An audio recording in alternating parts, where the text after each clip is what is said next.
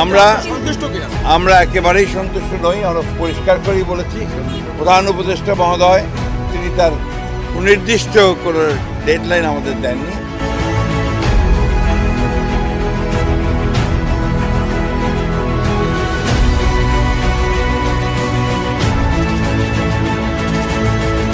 এবং প্রধান যে বিষয়টি ছিল সেটি হচ্ছে নির্বাচনের সুনির্দিষ্ট রোডম্যাপ, যেটা আমরা বেশ কিছু কাল থেকেই বলে আসছি, সেই বিষয়ে তাদের সঙ্গে কথা বলেছি।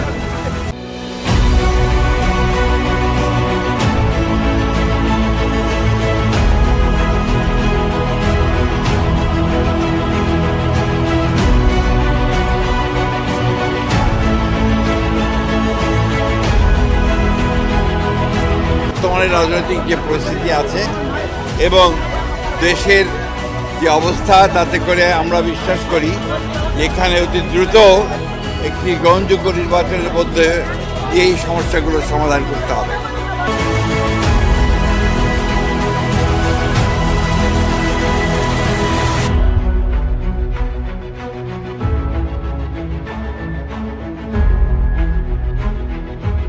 একমত হব সেটা আমরা অবশ্যই, আমাদের রাজনৈতিক দলগুলো যা নির্বাচিত হয়ে আসবেন তারা সেগুলোকে বাস্তবায়িত করার ব্যবস্থা নেবেন।